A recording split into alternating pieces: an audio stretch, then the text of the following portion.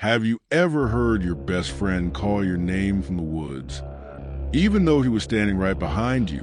What would you do if something in the forest could copy the people you love, but not perfectly? And what if it was still learning? Hi everyone and welcome to Mr. Unknown Storyteller. If you are new here, hit subscribe and don't forget to press the bell icon for more stories like that. We dive into darkest, chilling horror stories. Tonight's story is about a skinwalker-type creature in Alaska that doesn't just hunt, it studies, it copies, and it waits for you to trust it.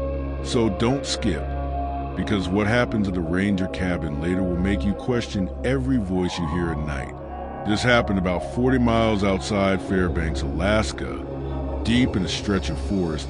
Locals don't talk about after dark, not because they believe in ghosts, but because hunters disappear there and sometimes they come back different. Caleb was not the type to believe in cryptid crap. He was born and raised in Alaska, hunted moose before he could legally drive, and laughed at city folks who thought every shadow was Bigfoot. But 3 nights in October changed him. He and his best friend Mason planned a simple hunting trip. 2 days, camp near the tree line, track elk, head home, easy money. The first red flag. Mason didn't want to go, and that wasn't normal. Mason loved the wild, lived for it. But the day before they left, he kept staring at the tree line behind his house, like something was standing there watching him. "You good, bro?" Caleb asked. Mason hesitated, then laughed it off. "Yeah, just a weird feeling, man, like something's been walking out there at night." Caleb smirked. "Probably a bear." Mason shook his head slowly. Bears don't walk on 2 legs that long. Caleb thought he was joking. He wasn't. They reached their campsite just before sunset. Sky bleeding orange over endless black spruce trees, silence so thick it almost rang in your ears. And that's when Caleb noticed something else. There were no animal sounds, no birds, no distant howls, nothing. Alaska forests are never completely silent, unless something is there that everything else is avoiding. Caleb brushed it off and started setting up camp.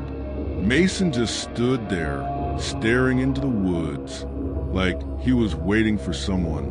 That first night, the temperature dropped fast, breath fogging the air, fire crackling low. They were halfway through a story when they both heard it. Crunch, pause, crunch, pause, slow footsteps in the snow. Not 4-legged movement. 2, like a person pacing them from the tree line. Caleb grabbed his flashlight and scanned the forest. Nothing, but Mason whispered something that made his stomach tighten. "It's back!" Caleb turned. "What do you mean back?" Mason didn't answer. Instead, from deep in the trees, the voice drifted through the dark. "Caleb." Soft, distorted, almost curious. Caleb froze, because Mason was sitting right next to him. So, who just said his name? And here's where your viewers will lean closer to the screen, because the next sound wasn't footsteps. It was something trying to mimic laughter, but getting it wrong. Too slow, too stretched, like it didn't understand emotion yet. Mason suddenly stood up. "I need to see it." Caleb grabbed his jacket. "Dude, sit down." But Mason pulled away and walked straight into the tree line. Alone, no flashlight, no rifle, just disappearing into pitch black forest. Caleb waited 30 seconds, then a minute, then he heard Mason scream, but not in fear, in confusion, like he saw something impossible. Caleb ran toward the sound, heart pounding, rifle shaking in his grip, and about 50 yards in, he saw a figure standing between 2 trees. Tall, wrong posture, arms slightly too long. Facing him, "Mason?" Caleb shouted. The figure tilted its head slowly, too smoothly. like a glitch in reality. Then it stepped into moonlight. It looked like Mason, but stretched, smile too wide, eyes reflecting like an animal's. And when it spoke, two voices came out layered together. "Caleb, help me." But behind that thing, deeper in the woods, the real Mason screamed again. And suddenly Caleb understood whatever was in front of him wasn't his friend. It was wearing him. Before I continue, think about this. If something can copy your friend's face, copy his voice, copy his memories, how would you prove it's not him? Because that's exactly what Caleb had to figure out. The thing standing in front of him looked exactly like Mason, scratches on his cheeks. Same jacket, same trembling hands. But Caleb's mind kept replaying one detail. The other Mason, the stretched one, the one with too many teeth. And then the Mason in front of him spoke again. "Why are you looking at me like that, bro?" Same tone, same slang, same everything. But there was something missing. Fear. A real man who just got chased through the Alaskan forest would be shaking, crying, hyperventilating. This one wasn't. He was studying Caleb's reaction, like he was waiting for the right emotion to mirror. "You saw it right," Mason said quietly. Caleb didn't answer, because behind Mason, just for half a second, he saw another silhouette move between the trees. Watching them, learning, Caleb made a decision. "Let's head to the ranger cabin about 2 miles east," he said. Mason blinked, too slow. "Why?" Because Caleb remembered something old hunters used to say. If it follows you to shelter, it wants inside. The ranger cabin was abandoned years ago. Broken windows boarded up, door barely hanging on, but at least it had walls. As they walked, Caleb started asking Mason small questions. "What was the name of your first dog?" "Rusty," Mason answered instantly. "Correct. What did we see last winter near Denali?" "Bull moose with one antler snapped." "Correct again." Caleb's stomach twisted.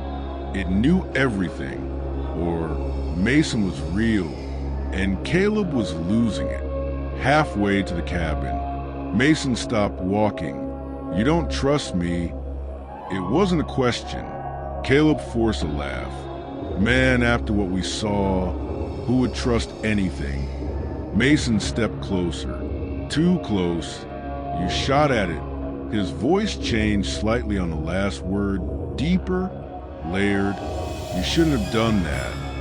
And from the trees around them, footsteps answered.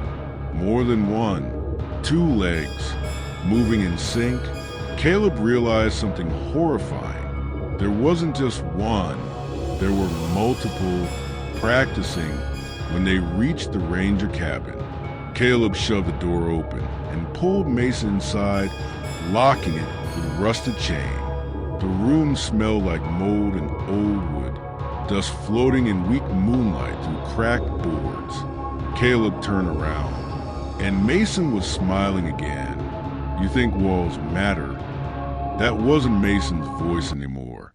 It was clearer now, stronger, like whatever was inside him was getting comfortable. Caleb raised his rifle. "Tell me something only Mason would know." Mason tilted his head.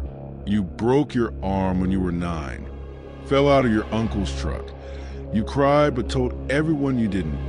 Caleb's hands started shaking. That was true. Private. Only Mason knew. Then Mason stepped closer into moonlight, and for a split second, his face glitched, skin stretching at the jaw, eyes reflecting white, and then snapping back into normal human form, like a mask slipping. "You're not him," Caleb whispered. Mason's smile slowly widened. "You invited me." The cabin walls suddenly thudded. From outside, multiple hands hitting wood, slow, rhythmic, like knocking, but not asking permission. Testing structure, Caleb backed away, heart racing.